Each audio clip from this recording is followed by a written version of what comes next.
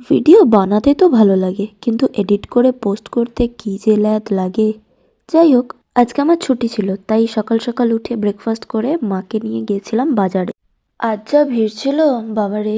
যাই হোক, কেনাকাটা কমপ্লিট করে ব্যাগ ট্যাগ বাড়িতে রেখে আবার একা একা বেরিয়ে পড়লাম, কারণ আমার একটা বন্ধুর বাড়িতে আমার ইনভিটেশন ছিল লাঞ্চের জন্য। শিনচান দেখতে দেখতে লাঞ্চ কমপ্লিট করে হালকা পাতলা রেডি হয়ে নিলাম, কারণ যেদিন ছুটি থাকে সেদিন আমার মোটেই ঘরে বসে থাকতে ভালো লাগে না।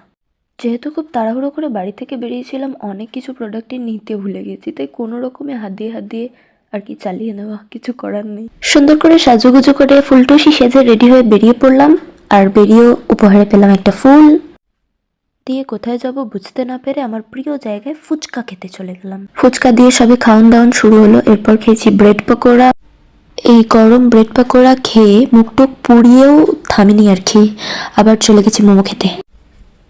Mission fuchka, bread pakora, momo complete করার পর একটু রেস্ট নিতে চলে গেছিলাম গঙ্গার ধারে, কিন্তু খালি মুখে কি আর রেস্ট নেওয়া সম্ভব, তাই সাথে একটু চা নিয়ে নিলাম। সেখানে বসে কিছুক্ষণ আড্ডা দিয়ে গল্প করে পৌঁছে গেলাম বইমেলা।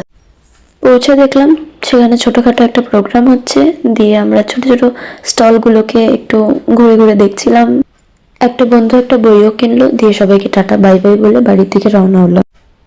বাড়ি যাওয়ার সময় আবার একটা দোকানে গেলাম মায়ের জন্য কিছু খাবার কিনতে, দিয়ে ধীরে ধীরে বাড়ির দিকে চলে গেলাম। বাড়ি পৌঁছে ফ্রেশ হয়ে খাবার দাবারগুলো নিয়ে বসে পড়লাম, আর ডিনারে এগুলোই খেয়েছি। আশা করছি ভালো লেগেছে। বাই।